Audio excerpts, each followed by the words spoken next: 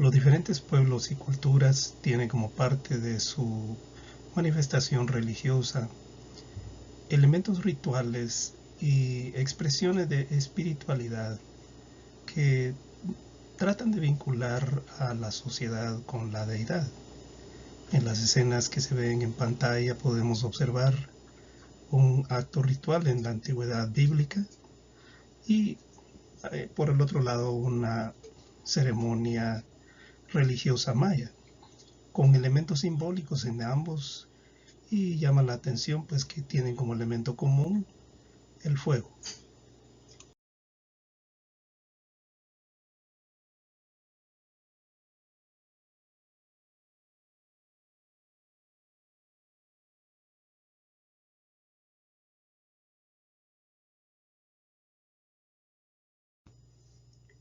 La cultura se explica por todas las formas en que la sociedad convive y se comunica, y esto se realiza por medio de símbolos que pueden ser símbolos idiomáticos o lenguaje, también por otro tipo de símbolos como vestimentas, creencias, que en general forman una escala de valores por medio de las cuales se puede identificar la forma de comportamiento de cada pueblo.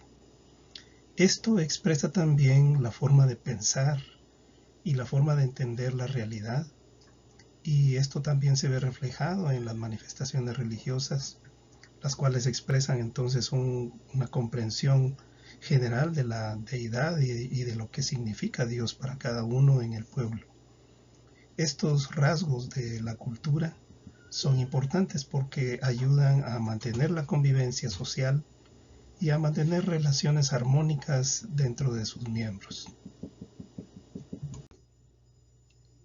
Cada grupo social y cada cultura tiene su forma de entender la realidad, lo cual se conoce como la cosmovisión. Esta cosmovisión determina las formas de entender e ideas básicas que denominamos nosotros como principios y valores, que caracterizan a una sociedad. Estos principios y valores se ven reflejados entonces en la vida social, se ven reflejados en las instituciones que forman esa cultura, en la educación, en el arte, en la relación con el medio ambiente, en las relaciones económicas, en las estructuras sociales, en los estilos de vida y también por consiguiente en las manifestaciones religiosas.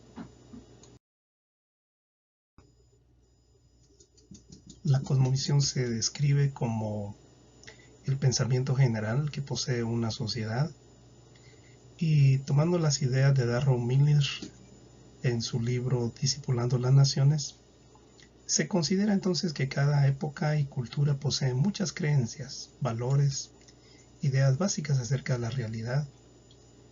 Estas ideas tienen impacto en la vida cotidiana, en las decisiones que toman las personas y en las perspectivas que ellas mismas tienen hacia su futuro. Básicamente explica Miller que hay tres modelos básicos de cosmovisión, que son el animismo, el secularismo y el taísmo, considerando como el animismo aquellas ideas mágico-religiosas, creencias en espíritus, y que esos espíritus dominan la vida. El secularismo sería la negación de la deidad y la prevalencia del pensamiento científico y académico sobre cualquier idea religiosa. Y el teísmo estaría representado, por ejemplo, en el pensamiento judeo-cristiano, en la idea de un Dios creador que también sería el que domina la realidad y determina el fin de la humanidad. Un ejemplo del impacto de la cosmovisión y la transformación de la cultura lo encontramos en el movimiento de la Reforma de la Iglesia, la cual se desarrolla en el siglo XVI con el personaje central Martín Lutero, quien a los 34 años empieza un movimiento de transformación que finalmente llega a convertirse en un nuevo modelo de cristianismo para la época de aquel entonces, y deja hasta 1648 pues una Europa completamente diferente, con una forma de entender del cristianismo diferente al que se venía desarrollando tradicionalmente.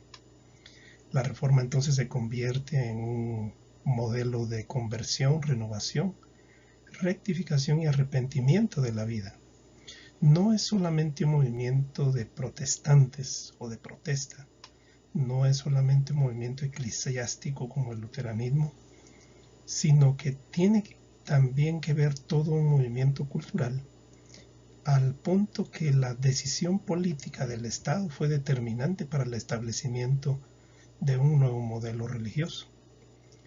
En el recuadro de la derecha vemos algunos de los elementos que la sociedad y la cultura promovieron o fueron elementos claves para la causa de la reforma.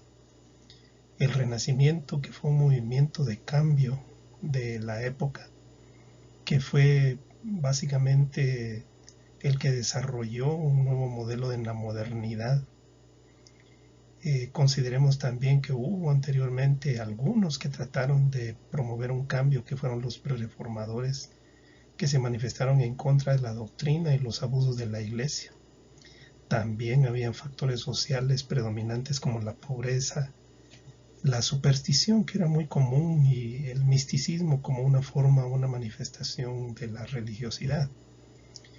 La doctrina de la salvación que la iglesia promovía, que estaba básicamente centrado en el pensamiento de la iglesia, y la salvación era institucional porque era la iglesia quien lo promovía. Y esto mismo se prestó para que dentro de la iglesia existieran actos de corrupción, lo cual también fue un elemento clave para el desarrollo de la reforma. Hacia el siglo XVI, el pensamiento espiritual que prevalecía era el misticismo, que se concentraba en la idea de la salvación del alma para llegar al cielo, huir del infierno y el castigo. Expresiones de tipo contemplativo, en posiciones devocionales, de rodillas y otras manifestaciones que hacían que la persona pues se acercara más a Dios. Existían también devociones por la iglesia, devociones por el corazón de Jesús, devociones por las vírgenes, los ángeles, los santos, etcétera, que eran formas de creencia que la gente tenía para acercarse a Dios. Creían también en la maldición y el castigo divino por cualquier eventualidad que ocurría en la vida. Y se desarrolló también las ideas sobre los ángeles y los demonios. Era la iglesia la que tenía y que enseñaba estas cosas, y entonces la población seguía fielmente esas creencias. De esa cuenta entonces la iglesia logró crear o tener dominio sobre el pensamiento de las personas y su comportamiento, al extremo que llegó entonces a vender la idea de que la salvación se podía obtener mediante salvoconductos, y de ahí entonces la venta de indulgencias. Martín Lutero, después de una experiencia en su vida donde se vio, según se narra, pues un rayo cayó cerca de él, y entonces él tuvo temor de perder la vida y de su salvación, y de ahí entonces él empieza con esa curiosidad de qué puede ser de su vida, y se cuestiona todas estas preguntas o estos creencias que prevalecían en ese tiempo, y de ahí surge entonces el primer movimiento de la reforma. Fue de esa manera que Martín Lutero se dedica entonces al estudio de la escritura en la búsqueda de respuestas hacia esas inquietudes sobre su salvación, y llega finalmente a tener la seguridad de que es a través de la fe la enseñanza de lo que la escritura determina finalmente la salvación de la humanidad.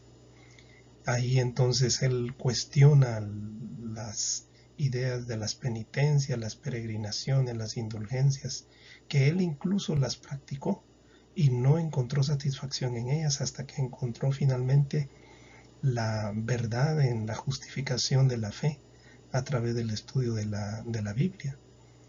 Y esto pues cimentó la idea de que no es a través de obras, sino es a través de la fe cómo se obtiene la salvación. Al punto que es que en el día 31 de octubre, como es conocido, de 1517, inicia todo ese movimiento de la Reforma, cuando él decide colocar en la puerta de la capilla de Wittenberg las 95 tesis, que era una carta abierta de debate para las personas que sabían leer y escribir, para eruditos, para personas conocedoras, acerca de estos asuntos de la discusión académica. El pueblo y los analfabetas entonces de alguna manera pues quedaron ausentes en ese diálogo, pero finalmente recibirían también el beneficio de este pensamiento moderno de la Reforma. Algunas de las cuestiones que Lutero manifestaba en esas 95 tesis tienen que ver con el tema del arrepentimiento y el perdón, la autoridad para conceder el perdón, que no se circunscribía solamente a la iglesia, sino que tenía que ver también con las cuestiones escatológicas del futuro, de tal manera que también se cuestionan asuntos del purgatorio y la tribulación, y la culpa y la justificación solamente encontraban solución en la cruz y en la cruz de Cristo, que tiene poder según las ideas de Martín Lutero. Martín Lutero en esas 95 tesis presenta y cuestiona las ideas que prevalecían en ese entonces y eran defendidas por la Iglesia, en cuanto a que la Iglesia no tiene poder para conceder la salvación, y lo criticó como un engaño a la conciencia de las personas. Esto también cuestionaba la autoridad de los obispos en la concesión del perdón y de la concesión de la salvación. Lo criticó como un chantaje económico, como una también provocaba eso, una falsa sensación de perdón en la gente que se atrevía a comprar las indulgencias, y esto fue duramente criticado por Martín Lutero.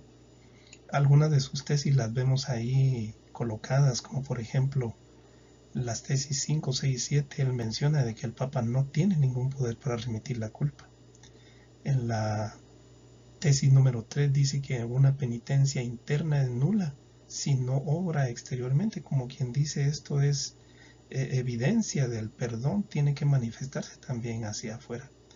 Y así cada una de las tesis tenía una sentencia que cuestionaba una de las creencias que eran enseñadas por la iglesia o que la gente tenía en general.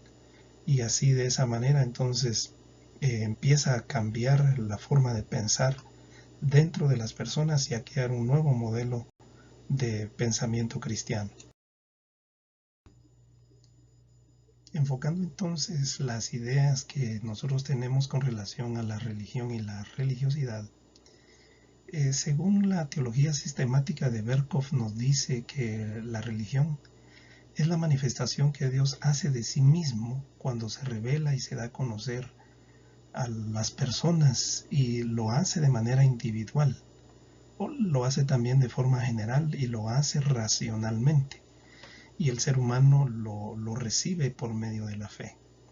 Mientras que la religiosidad serían todas aquellas manifestaciones a través de las cuales el ser humano o la persona trata de acercarse o encontrar a la divinidad según pues sus propias creencias. Y esto conforma un conjunto de creencias y manifestaciones externas de la fe, que sería la espiritualidad, que se traducen en ritos. Es decir, que la verdadera religión es cuando Dios se manifiesta y se revela al ser humano, y esto se recibe a través de un acto de fe y se mantiene una relación con Dios a través de actos de fe. Mientras que la religiosidad son todos los esfuerzos humanos que se hacen para buscar a Dios, buscar su perdón, buscar la salvación a través de ritos y encontrar de alguna manera a Dios a través de esas prácticas. Como vemos nosotros esa expresión espiritual en las diferentes religiones, incluyendo el cristianismo, la espiritualidad tiene que ver entonces con las expresiones externas de lo que representa nuestra creencia o nuestra fe.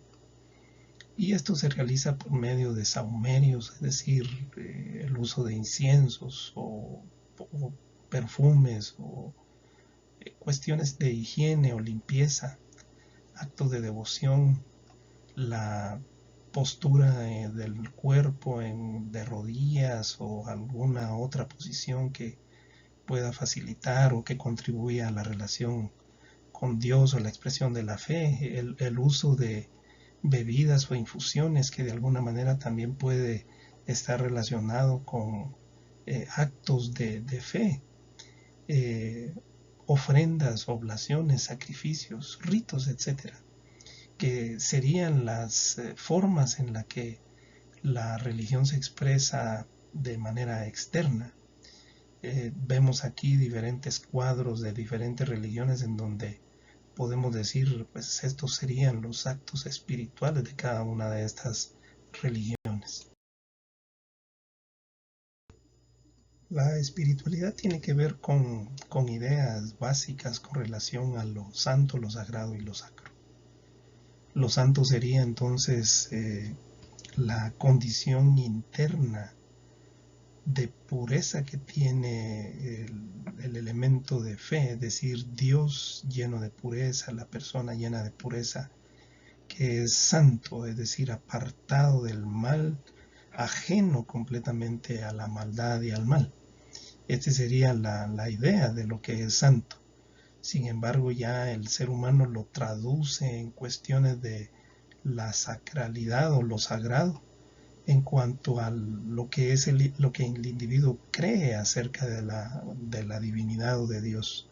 Cómo interpreta, cómo cree él, cómo describe él a Dios. Y estos entonces serían los objetos a través de los cuales las personas se relacionan con Dios. Es decir, hay elementos sagrados que se creen por medio de los cuales pues uno se acerca más a Dios, o si no se practican tales cosas pues uno se aleja más de Él. Y entonces también se ven reflejados no solamente en objetos, sino en ritos y en gestos religiosos por los cuales las personas expresan su relación con lo sagrado. Son actos externos entonces que expresan esa fe y esa espiritualidad.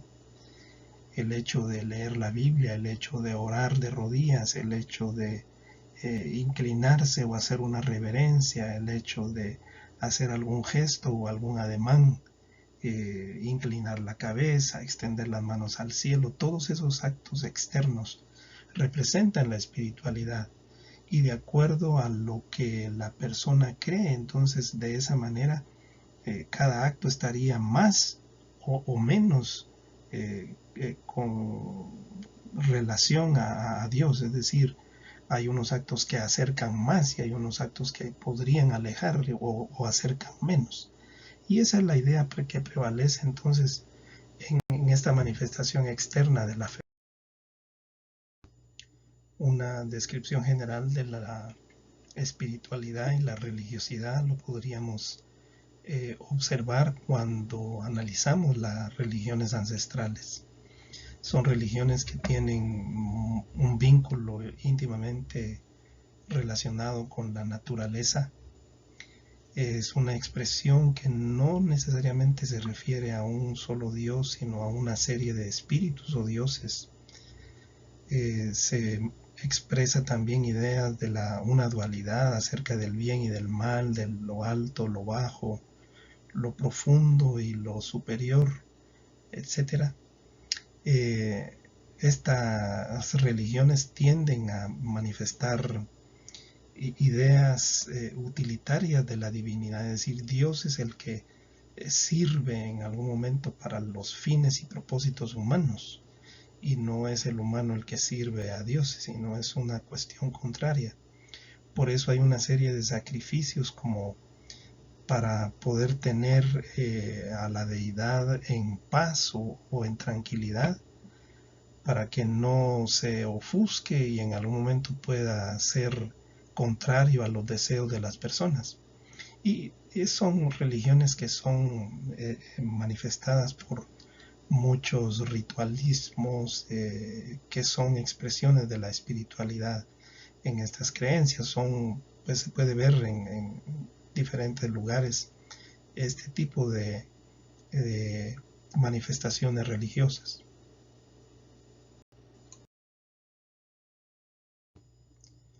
Por ejemplo, para comprender la religión maya, debemos partir de la cosmogonía. La cosmogonía es la comprensión de cómo fue creado todo el universo y la realidad. Y entonces, en este pensamiento, los mayas establecen un orden según la relación o el relato del Popol Vuh, en donde la primera creación son las montañas. La segunda creación son los guardianes de esas montañas, pero esos guardianes no hablaron como la gente y no había quien guardara a los dioses. Entonces se hace una tercera creación, es donde se crean los hombres de madera, pero estos hombres de madera no tienen pensamiento y no sirven para guardar o cuidar a Dios. Vean que aquí la cuestión utilitaria de la creación del ser humano es para que este ser humano cuide de Dios, no para servirle, sino cuidar de Él. Y entonces en los dioses de las deidades mayas pues buscan en el macrocosmo, buscan en el microcosmo quién pudiera guardar y alimentar y atender a los dioses, y no encontraron a ninguno, por lo cual entonces deciden crear al hombre de maíz blanco, maíz amarillo con carne. Y ese ser humano que crean de maíz, ese ser humano piensa, habla, y entonces este es útil para guardar, para alimentar y cuidar de los dioses. Y así que ellos se convirtieron, según la cosmovisión maya, la cosmogonía sería la creación y la cosmovisión maya, entonces estos serían nuestros primeros padres. La cosmovisión maya entonces se funda en la cosmogonía, en la creación y en la repetición de esas creencias de manera oral de generación en generación. Y esto se hace pues a través del idioma, a través del vestimento y las costumbres que están llenas de esos pensamientos, para que las personas pues comprendan cómo es la relación con Dios. Resulta entonces de manera muy importante el uso del idioma y todos estos símbolos, el carácter animista y dualista de esta creencia sobre la relación del hombre y la mujer, el supramundo, el inframundo, el día y la noche, etc. Está cargado, digamos, todo acerca de esas ideas duales. El ser humano es parte de la naturaleza y fue formado de ella, y entonces por eso debe vivir en armonía con la naturaleza. El espíritu, la mente, el aliento, todo el ser humano debe unirse con la naturaleza y no vivir separado de ella. Sin embargo, para la vida diaria es necesaria la utilización de estas cuestiones naturales, por lo cual se requiere pedir permiso a las deidades, se requiere pedir permiso a la naturaleza para poder ser utilizada por el ser humano. Y así que en todo lo que existe hay un aliento de la divinidad, y por eso es importante pedir permiso para cada una de estas cosas.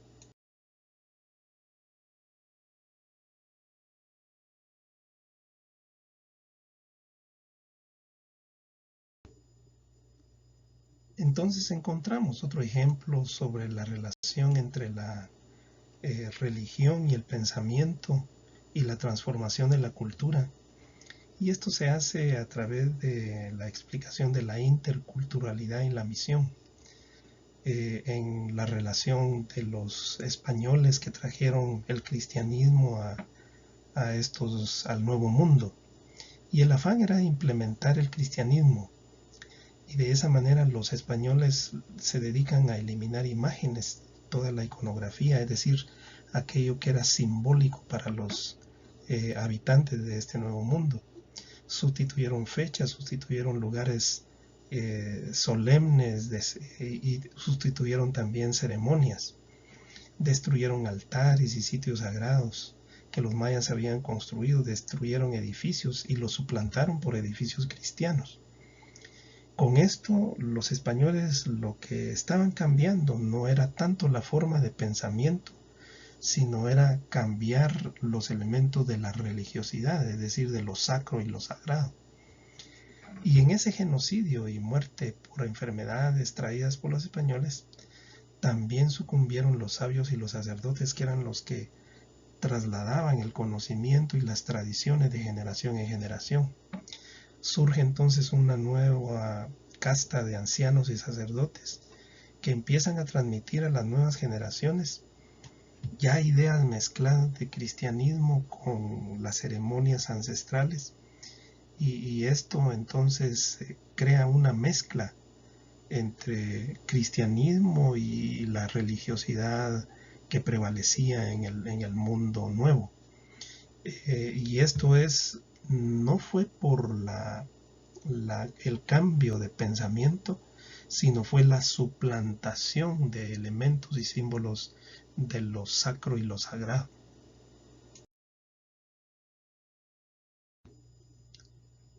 Producto de ese cambio intercultural, entonces, lo que se desarrolla es un sincretismo religioso, entendiendo como sincretismo la combinación de creencias, tradiciones y ritos por las similitudes que tenían entre ellos, más que por explicaciones conscientes y racionales del significado de la fe.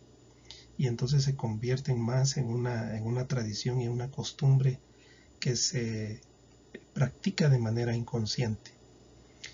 No es lo mismo que una simbiosis, ¿verdad? La simbiosis sería la convivencia de las dos religiones. Aquí fue una mezcla de ambas cosas.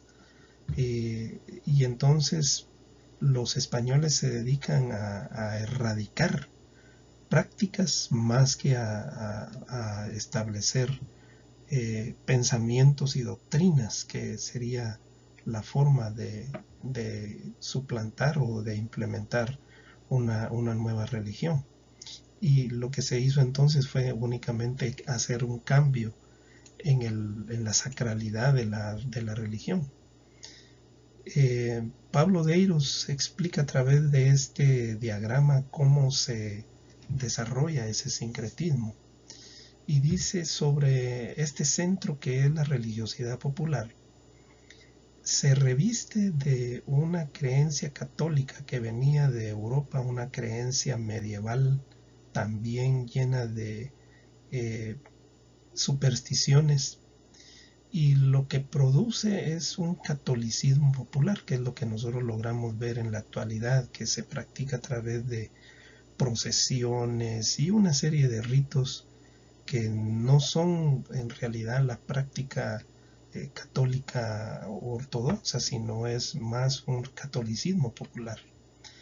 Y yo diría que este ya es agregado mío, que para el cristianismo evangélico, sobre todo ese ropaje que ya existía, ahora se da una nueva vestimenta, que es el cristianismo evangélico, que se ve entonces también mezclado con una serie de prácticas y ritos y creencias, y más que todo prácticas, que es una mezcla de costumbres de religiones populares, creencias populares, con prácticas religiosas, y es lo que tenemos actualmente como un sincretismo religioso, incluso un sincretismo evangélico. Ya en la revisión actual sobre la forma de interactuar con la cultura, se han desarrollado diferentes actitudes hacia la religiosidad. Estas actitudes se pueden observar entonces mediante cuestiones de desprecio, menosprecio, en donde se minimizan y no se toman en cuenta las prácticas culturales de las personas. Entonces se trata de socavar, de erradicarlas, de prohibirlas y establecer nuevas prácticas, tal como tal vez trataron de hacer los españoles.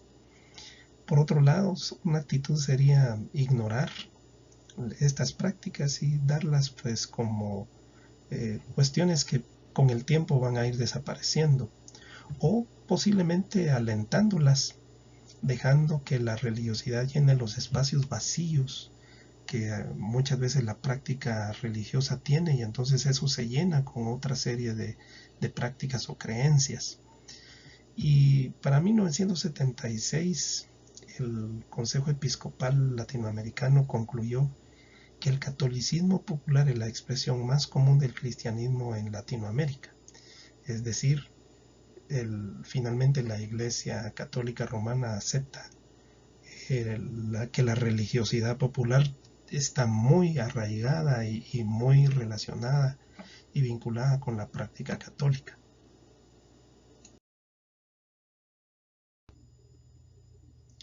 Esto llevaría a pensar entonces en cuál es la espiritualidad que se debe de desarrollar o practicar. La espiritualidad, recordemos que son las manifestaciones externas de la fe.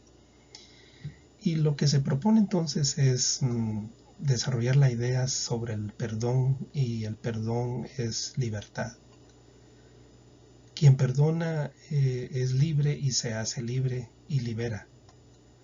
Perdonarse a sí mismo y no autojustificarse o autocastigarse, o la búsqueda de perfeccionismo. Entonces es importante que la persona busque el perdón de sí mismo, el perdón al prójimo, que sería no la búsqueda de culpables, no el desarrollo del rencor o, como se dice, el olvido, sino la búsqueda del perdón, es decir, no poner más asunto en las cuestiones que hieren, sino simplemente tenerlo como algo pasajero, algo que fue y que no tiene más repercusión en la vida y en la relación con el prójimo.